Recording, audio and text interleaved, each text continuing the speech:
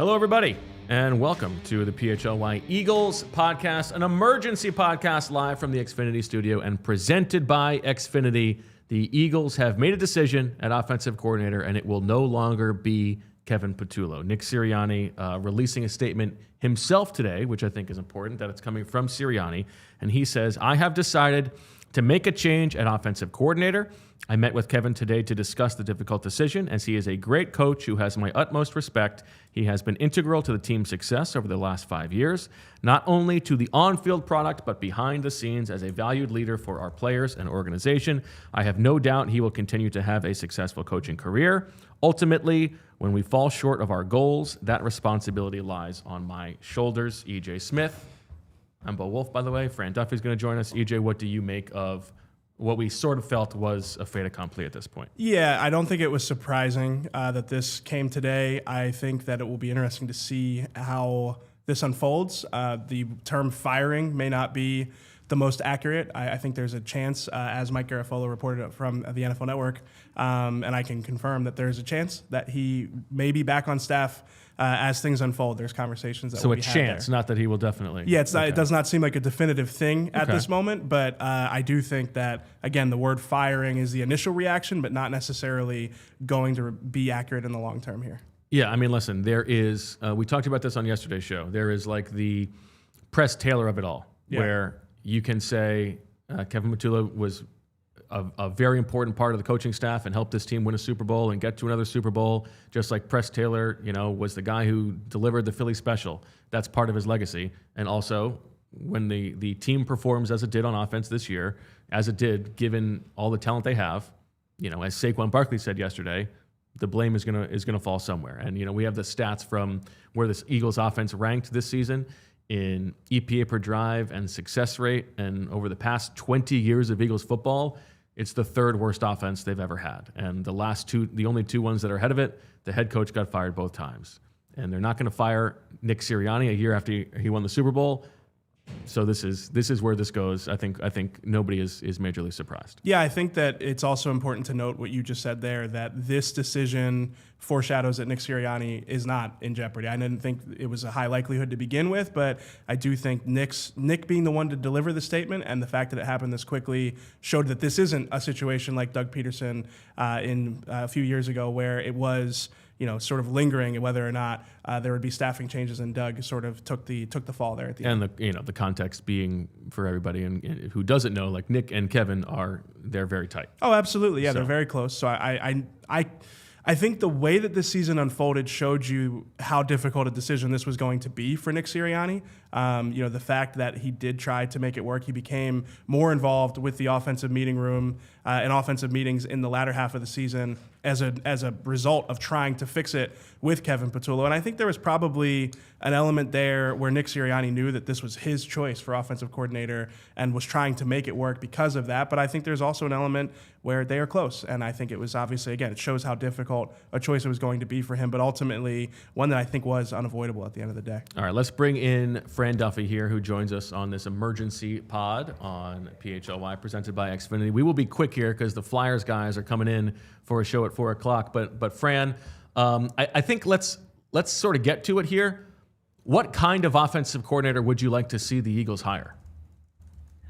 I'm not like partial to one thing or the other. I think the most important thing for me is someone that has a concrete identity. Like this is what I do. This is where I've been and how I've come across. There are a lot of ways to play successful football. Run game, pass game, a lot of ways to do it.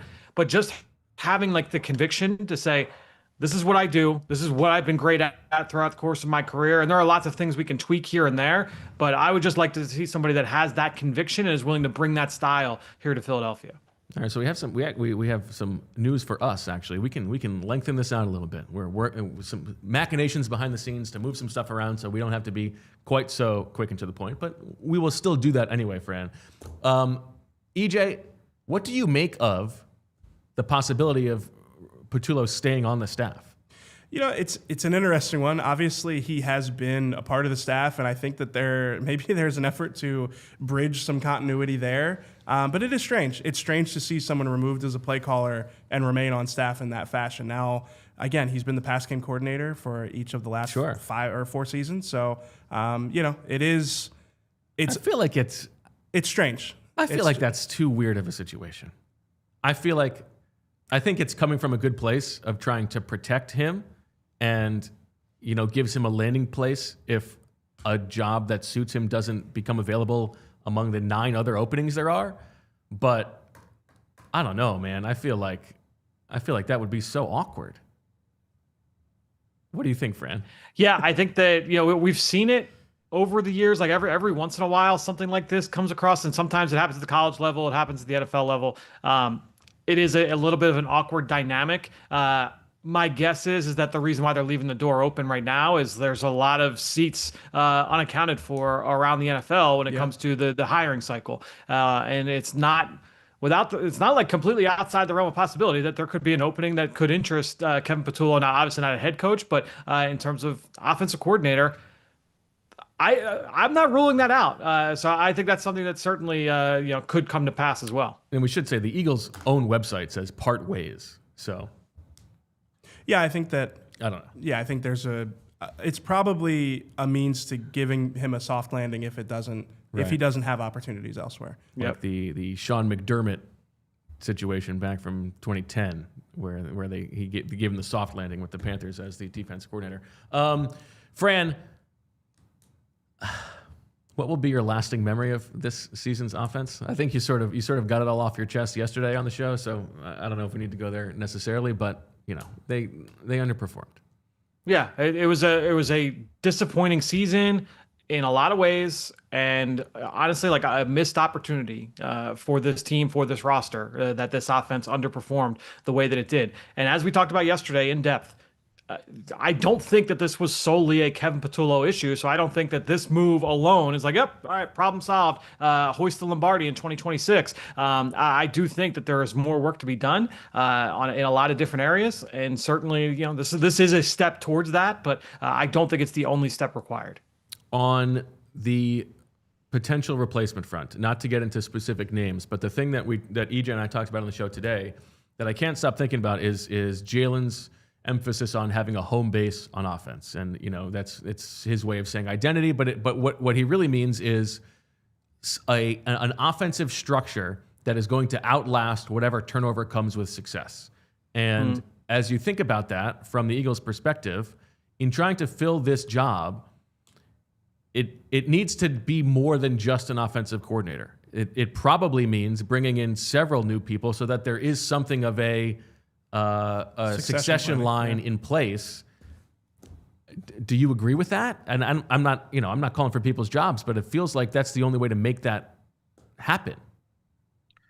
Yeah, you would think so. And I think that is something that you would watch for, you see that at like key positions on the offensive staff. We saw it when Kellen comes in, Kellen Moore was brought in. Nussmeier. Yeah, he brings in Nussmeier, right? You see that, and typically you're seeing it at quarterback coach. You would see it at like pass game coordinator title. You would see it at offensive line coach. Maybe you get into like wide receiver coach, but typically it's like, some of those pivotal positions that, carry a little bit of heft, carry a little bit of weight at those high leverage spots.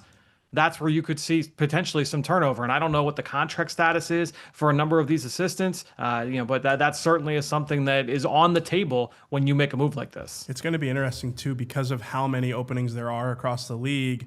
You're not going to necessarily be able to hold these guys back. They're probably going to have to make this decision quickly on some of these position coaches. And I do think that, the Eagles have proven that they have some proven position coaches. You think about Jamal Singleton in particular. I think he's somebody who stands out as someone who, players speak highly of, someone who has gotten he was a part of a historic rushing season last year.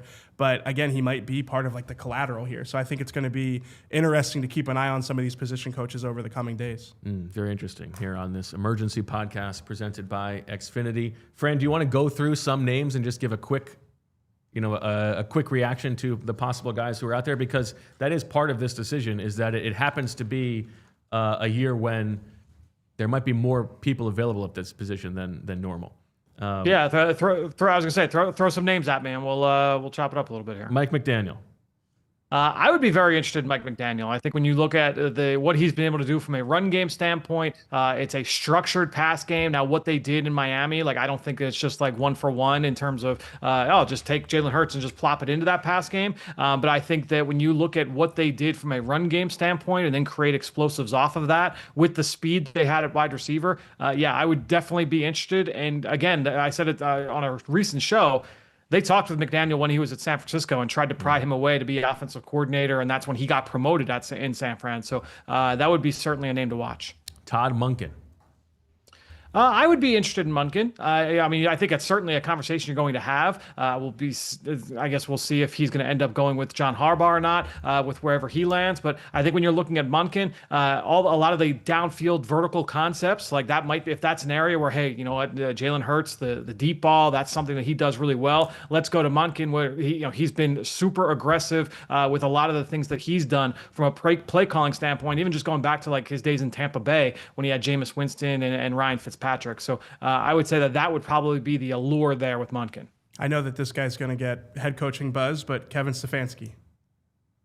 Yeah, if you want to talk about getting into like the under center, like focus on the run game, play action world, in terms of the names available, I think you're looking at McDaniel and you're looking at Stefanski. They go about it a little bit differently. With Stefanski, it is more of like your traditional, downhill. They're going to get into like outside zone, inside zone stuff. But when I think of what he did in Cleveland, a lot of that was heavy personnel, 12 personnel, 12 to 2 tight ends, 3 tight ends, and we're going to go at you in the run game. With McDaniel, it's much more of like 11 and 12 personnel with like hybrid bodies at tight end, and it's a lot of like horizontal like stretch action and really kind of emphasize the speed. And so two guys that go about it in, it's the similar, and that's what I mean. Like the identity is like, hey, this is the idea. We want to lean into run game and play action, but you go about it in different ways, right? And so I think that Stefanski, you're probably looking at it more from that mold. Cliff Kingsbury.